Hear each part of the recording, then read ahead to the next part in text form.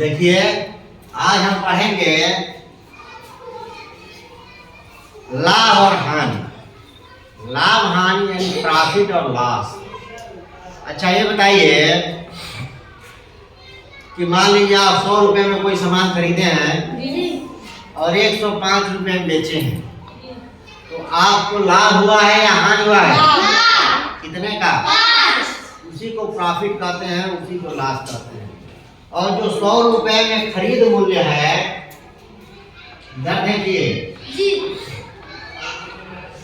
खरीद मूल्य माने जिस रेट में हम खरीदे हैं, 100 में खरीदे हैं ना, यही हमारा खरीद मूल्य होगा। इसी को हम कहते हैं कॉस्ट प्राइस। क्या कहते हैं? कॉस्ट प्राइस माने खरीदा गया मूल्य, क्रय मूल्य। आज से आपको एक शब्द मिलेगा क्रय मूल्य। अब हमेशा एक शब्द मिलेगा क्रय मूल्य। इसको क्र लिख के सुनना लिखा रहेगा और मूल लिख के सुनना लिखा रहेगा, तो आप समझ जाइएगा ये क्रय मूल्य है, यही कास्ट प्राइस है, यही खरीद मूल्य है। ठीक। बेचा कितने में था? 105 में। कितने में बेचा था? 105 में। यह क्या होगा आपका? विक्रय मूल्य।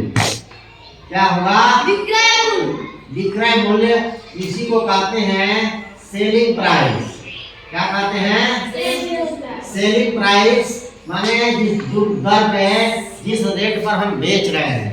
इसी को हमेशा आपकी पुस्तक में मिलेगा बी लिख के सुनना और मूल लिख के सुनना।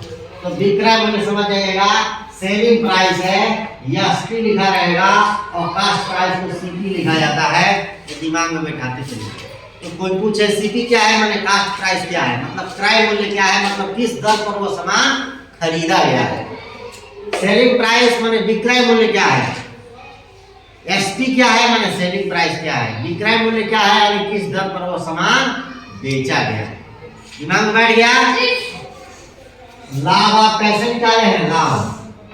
लाभ निकाले हैं कि किस दर पर हम बेचे हैं और किस दर पर खरीदे हैं, उसका अंतर निकाले हैं, तभी ना निकला है कि 5 रुपए का फायदा हुआ। तो मान लो तो लाभ का क्या निकलेगा? विक्रय मूल्य में से क्रय मूल्य घटा दिए। जो हमारा विक्रय मूल्य था उसमें से आप क्रय मूल्य घटा दिए, तभी ना निकला है जी। भाई आप 105 में से 100 रुपया घटा दिए हैं, 5 रुपए का फायदा निकाल लिए हैं, तो तभी ना निकला है कि विक्रय मूल्य में से क्रय मूल्य घटा देंगे तो हमको लाभ मिल गया। अगर विक्रय मूल्य कम होता और क्रय मूल्य ज्यादा होता, यहाँ ध्यान दीजिए इस सवाल पे, अगर वो आदमी 105 रुपए में खरीदा होता और 100 रुपए में बेच दिया होता, या 100 रुपए में खरीदा होता और हम 90 रुपए में बेच दिए होते, माने सीपी जो होता कास्ट प्राइस, क्रय मूल्य उसका 100 रुपए था और विक्रय मूल्य जिस पर बेचा हो वो मान लीजिए 90 रुपए था, सेलिंग प्राइस एसपी विक्रय मूल्य। तो उसको फायदा हुआ कि नुकसान हुआ? नुकसान हुआ। कितने का? 10 रुपए का। तो कैसे निकालिए आप? यहाँ आपका जो था ये था क्रय मूल्य और ये था विक्रय मूल्य, माने बेचा गया मूल्य। तो आप क्या किए हैं? इस क्रय मूल्य में से विक्रय मूल्य घटा दिए हैं, यही किए हैं। 100 रुपया में से 90 रुपया घटा दिए हैं, तो आपका हानि निकल गया है। इसी को लॉस बोलते हैं, नुकसान बोलते हैं। तो हानि कितना आ गया? 100 में से 90 घटा दिए, आपका 10 रुपया आ गया। घटा दिए ना? यहाँ पे 100 में 105 में से 100 घटाए थे, तो आपका 5 रुपया आ गया था, आ गया था लाभ ना, 5 रुपया। और यहाँ आप क्रय मूल्य में से विक्रय मूल्य घटाए हैं। ध्यान दीजिए, आपको हमेशा क्रय मूल्य और विक्रय मूल्य शब्द मिलेगा। ये सवाल आसान होते हैं, बस शब्दों का समझने में गलतियां हो जाती हैं शब्दों को, इसीलिए सवाल गलत हो जाता है। ये दिमाग में बैठाइए, आपको मिलेगा हमेशा शब्द क्रय मूल्य, विक्रय मूल्य, कास्ट प्राइस, सेलिंग प्राइस, इसी में कंफ्यूज हो जाते हैं। तो रख लीजिए कि जो लाभ होता है ये तो समझ में आ रहा है कि इतने में खरीदे इतने में बेचे तो फायदा हुआ, इतने में खरीदे और इतने में बेचे तो इतना नुकसान हुआ है जी। यही अगर सूत्र के रूप में आएगा तो आपसे गलतियां हो जाएंगी। तो लाभ जो होता है हमेशा जानिए क्रय मूल्य और विक्रय मूल्य का अंतर होता है। अगर वो अंतर अगर विक्रय मूल्य कम है तो हानि हो जाएगा, और क्रय मूल्य से विक्रय मूल्य ज्यादा है तो लाभ होगा। ठीक ना, यही दिमाग में बैठा के चलना है। अब इसके बाद हम छोटे छोटे सवाल लगाएंगे। अभी कॉन्सेप्ट आपका क्लियर होता चला जाएगा। तब तक के लिए देखो, हम ये जान गए कि बस ये फार्मूला है जो लिख लीजिए, आप नोट डाउन कर लीजिए। वस्तु का जो खरीद मूल्य होता है उसी को क्रय मूल्य कहते हैं। मतलब जिस रेट पर हम सामान खरीदते हैं वही कास्ट प्राइस है, उसी को सीपी कहते हैं। जो वस्तु को बेचने का मूल्य होता है वही विक्रय मूल्य होता है, वही सेलिंग प्राइस होता है, उसी को एसपी कहते हैं। जब आर्य संगवान किताब लगाएंगे या कोई और भी किताब लगाएंगे, आप पुस्तक अच्छी पुस्तक लगाएंगे, हमारे ख्याल से आर्य संगवान सभी लोग लगाते होंगे, लगाएंगे तो आपको क्रय मूल्य सीपी एसपी ये सब मिलेगा, तो कंफ्यूज मत होइएगा। दूसरा, एक लाभ जो होगा वो क्या होगा, विक्रय मूल्य में से क्रय मूल्य घटा देंगे तो आपको लाभ हो जाएगा। और हानि जो होगा, हानि कब होगा, जब विक्रय मूल्य क्रय मूल्य से कम होगा तभी ना हानि होगा। मान लो हम 100 रुपए में सामान खरीद के और 90 में बेचेंगे, मानी विक्रय मूल्य जब कम हो जाएगा तभी ना हमको नुकसान होगा, तब हानि होगा। तो क्रय मूल्य में से विक्रय मूल्य घटाएंगे, या वैसे भी लगाएंगे जब ऋण में ऋणात्मक आ जाएगा मान, तो समझ जाइए कि हानि हुआ है। ऋण में जब आ जाए इतना जानिए, क्रय मूल्य और विक्रय मूल्य का अंतर निकालेंगे तो लाभ हानि मिल जाएगा। ठीक है, चलिए एक सवाल है आपकी पुस्तक में कि राधे ने 8000 रुपए में एक बकरी खरीदी। ध्यान दीजिए, अब सवाल में ध्यान दीजिए। राधे ने 8000 रुपए में एक बकरी खरीदी और कुछ दिनों बाद उसको 12000 में बेच दी। बताइए उसको लाभ होगा कि हानि? ध्यान नहीं दे रहे हैं आप। राधे ने 8000 रुपए में एक बकरी खरीदी और उसको 12000 में बेच दी। बताइए उसको लाभ हुआ कि हानि? कितने का? कैसे निकाले? देखिए, अब इसको लगाएंगे कैसे? क्रय मूल्य क्या होगा इसमें? क्रय मूल्य क्या होगा?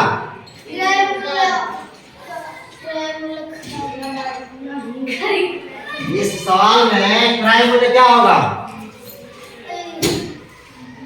8000 होगा भाई। जिस मूल्य पर हम खरीदेंगे, तब से बता रहे हैं, चिल्ला रहे हैं, खाली लिखने में लगे हैं।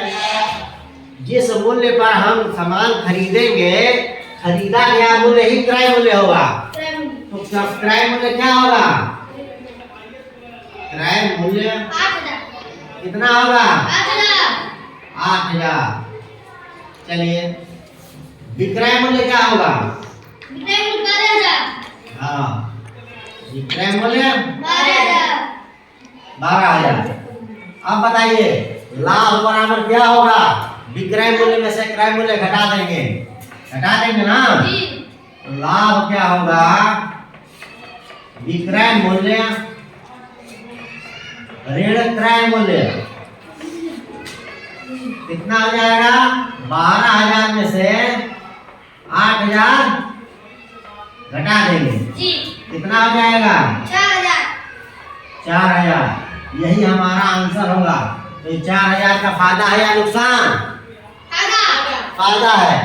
आपने क्या किया, सबसे पहले क्रय मूल्य देखा, मैंने कितने में वो सामान खरीदा है 8000 में, फिर उसके बाद विक्रय मूल्य देखे कितने में सामान बेचा है 12000 में। तो बेचने वाले में से खरीदने वाला घटा देंगे तो लाभ निकल जाएगा।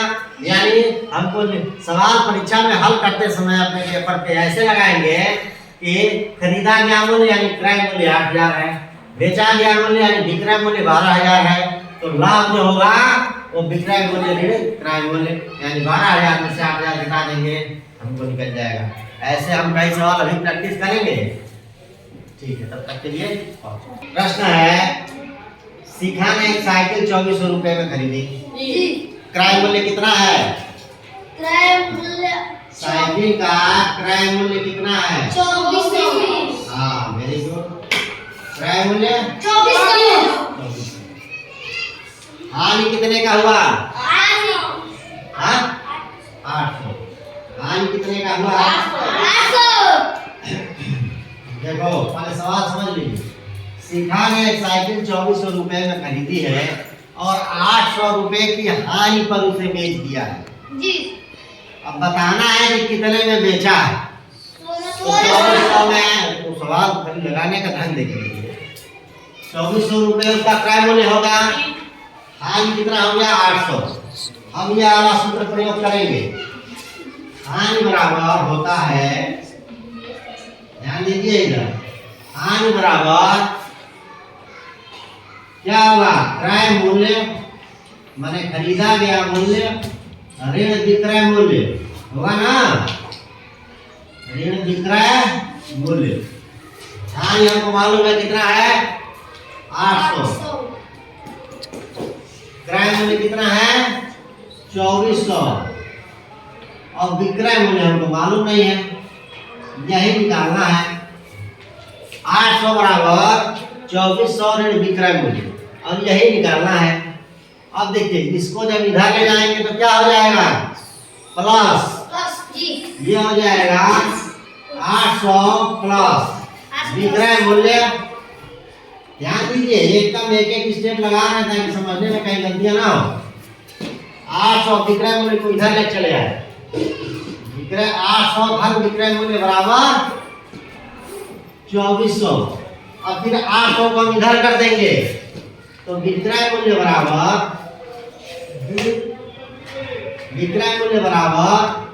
2400 ऋण 800 कितना हो जाएगा? 1600। यानी यही हमारा आंसर है। ध्यान दीजिए जी। यही कर देंगे परीक्षा में इतना तो आपको अगर 5 नंबर का सवाल है तो 5 में 5 मिलेगा। नहीं करेंगे एक आध स्टेप छोड़ देंगे, अंदाजे उत्तर तो समझ जा रहे हैं 1600 आएगा, यह काम नहीं करेंगे तो हम कम हो जाएंगे। इसलिए पूरा स्टेप बाय स्टेप। कंपटीशन में तो ठीक है 4 ऑप्शन रहेगा, वनडे एग्जाम मार देंगे, लेकिन हल जहाँ करना रहेगा वहाँ स्टेप आपको दिखाना पड़ेगा। मैं अगर परीक्षा में सवाल दूंगा तो आपको स्टेप दिखाना पड़ेगा, ऐसे हम लगाए हैं। समझिए चीजों को तभी समझ पाएंगे। क्रय मूल्य मालूम है, विक्रय मूल्य मालूम है, 2 सूत्र है हमारे पास। लाभ बराबर विक्रय मूल्य में से क्रय मूल्य घटा देते हैं, मतलब बेची गए दाम पर खरीदे गए दाम को घटा देंगे तो निकल जाएगा लाभ इतना हुआ है। उसी तरह हानि क्रय मूल्य में से विक्रय मूल्य घटा देंगे। क्रय और विक्रय से आप कंफ्यूज हो गए, हम जान रहे हैं, हम भी हुए थे जब पढ़ते थे और इसीलिए सवाल गलतियां होती हैं। पूछ रहे हैं 20 बार बताने के बाद पूछ रहे हैं हानि क्या है, तो हानि लाभ क्रय और विक्रय ये एकदम दिमाग में सेट रहे। लॉस प्रॉफिट सेलिंग और कॉस्ट ये सेट रहेगा तो गलती नहीं होगी। तो हम हमको ये निकल गया, ऐसे हम लगा देंगे। चलिए अगला सवाल लगाते हैं। तब तक के लिए देखिए अगर क्रय मूल्य विक्रय मूल्य से ज्यादा होगा, ये ज्यादा का निशानी है ना, अगर क्रय मूल्य विक्रय मूल्य से ज्यादा होगा तो फायदा होगा कि नुकसान? नुकसान होगा, हानि होगा। मान लो कोई चीज क्रय मूल्य अगर मैंने खरीदा गया मूल्य अगर 100 है और बेचा गया मूल्य कम है 90 है तो हमको क्या हो जाएगा? हानि हो जाएगा। तो जब भी क्रय मूल्य विक्रय मूल्य से ज्यादा होगा तब हमको नुकसान होगा, हानि होगा, लॉस होगा। अगर क्रय मूल्य कम है और विक्रय मूल्य ज्यादा है तब क्या होगा? कम है और विक्रय मूल्य ज्यादा है तो क्या होगा? लाभ होगा, प्रॉफिट होगा। कैसे? मान लो कोई सामान 100 में खरीदे और 105 में बेचे तो हमको फायदा हुआ ना, तो हमको 5 रुपया का लाभ हो जाएगा।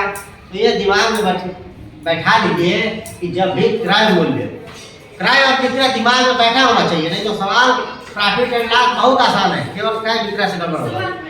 क्रय मूल्य अगर जब भी ज्यादा होगा विक्रय मूल्य से, 2 ही चीजें है, एक क्रय और एक विक्रय है। क्रय ज्यादा होगा विक्रय कम होगा तो हानि होगा, अगर क्रय कम होगा विक्रय ज्यादा होगा तो लाभ होगा। एकदम सेट हो जाएगा। चलिए एक सवाल है, एक क्वेश्चन है, जल्दी से लगाइए।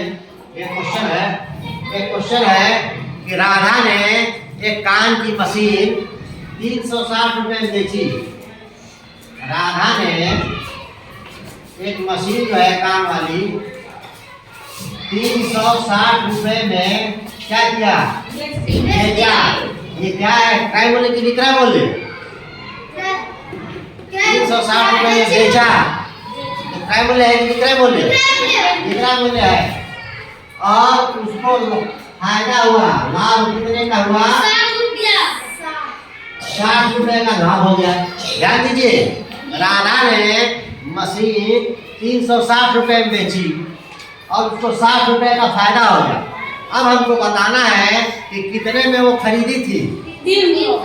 तो लगा तो लिए, लेकिन लगाएंगे कैसे? हम इसको कैसे करेंगे? हम जानते हैं कि जो हमारा लाभ होता है, लाभ हो रहा तो क्या होता है? विक्रय मूल्य माइनस क्रय मूल्य।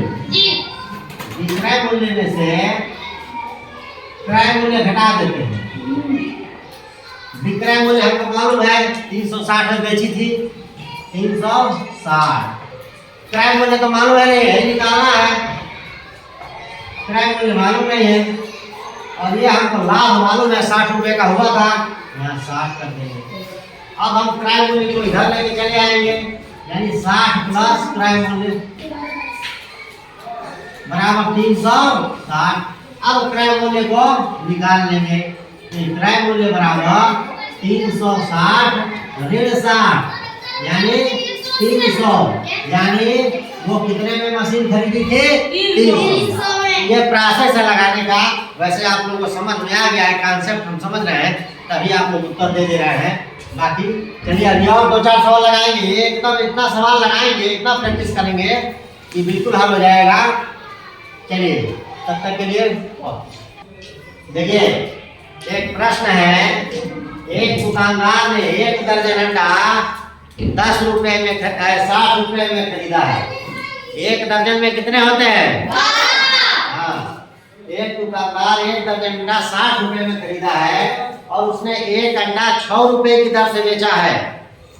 तो बताना है कि इसमें लाभ हुआ कि हानि? बताइए, लाभ हुआ कि हानि? लाभ हुआ। बहुत अच्छा। कितने का? जान तो रहे हैं लगाना, लेकिन देखिए लगाएंगे कैसे कि क्रय मूल्य कितना है उसका? 5 रुपया। क्रय मूल्य पूरे का 60 रुपया। चलिए, 1 अंडा 6 रुपए में बेचा है, तो 12 अंडा कितने में बेचा है? 1 अंडा उसने 6 रुपए में बेचा है। 1 अंडा 6 रुपए में बेचा है, 70। तो 12 अंडा कितने में बेचा? 72 रुपए। बहुत अच्छा। अब उसका विक्रय मूल्य हमको पता चल गया। विक्रय मूल्य कितना है? विक्रय मूल्य 72। जिस मूल्य में बेचा गया वो विक्रय मूल्य है, तो क्रय मूल्य 60 और विक्रय मूल्य 72। ये सूत्र आपको याद है? लाभ जो होगा वो विक्रय मूल्य से क्रय मूल्य घटा देंगे। विक्रय मूल्य जब ज्यादा होगा क्रय मूल्य से तो अपने आप लाभ हो जाएगा, यानी लाभ बराबर हमारा निकल गया। क्या है? विक्रय मूल्य ऋण क्रय मूल्य। अब विक्रय मूल्य कितना है? 72, क्रय मूल्य 60, यानी 12। क्या हो गया उसको? 12 रुपए का लाभ हो गया। ठीक है। चलिए अब अगला सवाल आते हैं, तब तक के लिए देखिए, एक सवाल है कि एक आदमी 8400 में एक सोफा सेट खरीदा और उसने रुपया 400 ढुलाई दे दिया। जहां से खरीदा अपने घर तक लाने में उसकी ढुलाई जो है 400 रुपया दे दिया। अब वह कितने में इसको बेचे कि उसको 800 रुपए का फायदा हो सके? तो क्या करेंगे? पहले हम देखेंगे कि उसका कुल खर्च कितना पड़ा है। तो देखिए 8400, क्या करेंगे इसके लिए? खर्च, टोटल खर्च माने क्रय मूल्य। कितना हो गया 8400, तो उसको दे दिया पैसा दुकानदार को, जी। प्लस 400 रुपया क्या दे दिया, ढुआई दे दिया। कितना हो जाएगा 8800। इसका क्या हो गया, क्रय मूल्य हो जाएगा। 8800 का क्रय मूल्य हो गया। अब कह रहा है वह इसे कितने में बेचे कि 800 का फायदा हो, तो खरीदा है 8800 में, उसमें 800 रुपया जोड़ के बेच देंगे। एकदम आसान है, आसान है कि नहीं है? अरे भाई 8800 तो गलत सवाल को घुमाया गया है बस लिख पढ़ के। 8400 खरीदा है, 400 ढुआई दे दिया, 8800 उसका कुछ खर्च पड़ गया, 8800 खर्च पड़ गया। अब उसको कह रहा है 800 फायदा कमाने के लिए क्या करना होगा, तो इसमें 800 जोड़ के और बेचेंगे तभी ना 800 फायदा होगा। तो सीधा सीधा हो गया कि विक्रय मूल्य जो हो जाएगा, इसमें भी इससे भी लगा सकते हैं, इसी में रख देंगे 800 फायदा 800 रख देंगे, और ऐसे जैसे पिछले सवाल लगाए। लेकिन देखिए अब उसको सीधा है, तो विक्रय मूल्य क्या होगा, ये 8800 और 8800, उसमें 800 और जोड़ के हम बेच देंगे तो हमको फायदा हो जाएगा 800 का, यानी 9600 में हम क्या करेंगे, बेचेंगे। यही हमारा विक्रय मूल्य होगा, यानी इसी को हम एसपी कहेंगे, इसी को सेलिंग प्राइस कहेंगे, और इसी को विक्रय मूल्य कहेंगे। ठीक है ना? तो ऐसे सवाल छोटे छोटे आएंगे। अभी अब देखते हैं सवाल होगा तो और लगवाते हैं। बिल्कुल अगर आप जितना अभ्यास है सिद्धादि रसरी यावत जात पर सिल पर परत निशान, जितना आप मेहनत करेंगे, जितना गणित है, गणित को जितना अधिक से अधिक लगाएंगे, कॉन्सेप्ट उतना क्लियर होता जाएगा, चीजें आसान होती जाएंगी। कुछ है नहीं, बस शब्दों का फेर है। चलिए अगले सवाल तक के लिए बस सुनिए। अब हम लाभ और हानि डायरेक्ट समझ गए, और वही लाभ अगर हमको प्रतिशत में निकालना है। अभी तक तो हम निकाले कि कोई वस्तु जो है 100 रुपये में खरीद कर 110 रुपये में बेच दिए तो कितने का लाभ हुआ, 10 का। लेकिन अब हमको निकालना है कि वो 10 का जो लाभ हुआ वो कितने प्रतिशत हुआ। अगर मान लीजिए कोई वस्तु हम 200 में खरीदे और उसको हम 210 रुपये में बेच दिए। 200 में खरीदे माने कास्ट प्राइस हमारा 200 था, और हम बेचे कितने, सेलिंग प्राइस 210 रुपये था। अब हमको निकालना है कि लाभ का प्रतिशत क्या हुआ, मतलब लाभ कितना हुआ। तो हम सेलिंग प्राइस में से माने विक्रय मूल्य में से जो क्रय मूल्य है घटा देते हैं, तो हमारा लाभ तो पता चल गया कि लाभ हमारा 10 रुपये का हुआ ना। अगर कोई सामान हम 200 में खरीदे हैं और 210 में बेचे हैं तो कितने का लाभ हुआ है, 10 रुपये का लाभ हुआ है। लेकिन अब ये निकालना है कि कितने परसेंट का लाभ हुआ है। तो लाभ परसेंट के लिए सूत्र है, ऐसे लगाएंगे, कुल लाभ बटे कुल क्रय मूल्य गुणे 100, इतना परसेंट होगा। अब इस वाले प्रश्न में कि हम कोई वस्तु जो है, हम 200 रुपये खरीद के 210 में बेचे हैं, तो लाभ तो 10 रुपये का हुआ है सॉरी, लेकिन कितने परसेंट का लाभ हुआ है या कैसे निकालेंगे, तो इसके लिए ऐसे करेंगे, लाभ बटा क्रय मूल्य।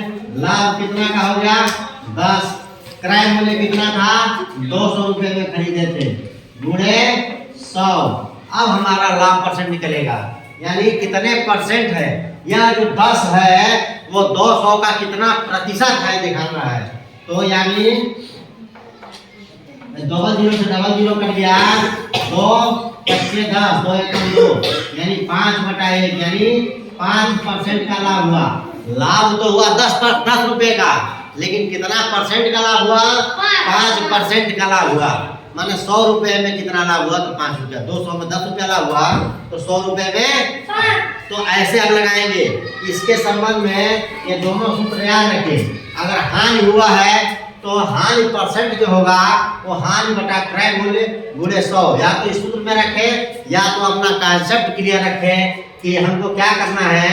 जो लाभ आया है तो कुल क्रय मूल्य का कितना परसेंट है। अगर मान लो कोई वस्तु हम 400 में खरीदे हैं ध्यान दीजिए, और हम बेचे हैं उसको 420 रुपए में।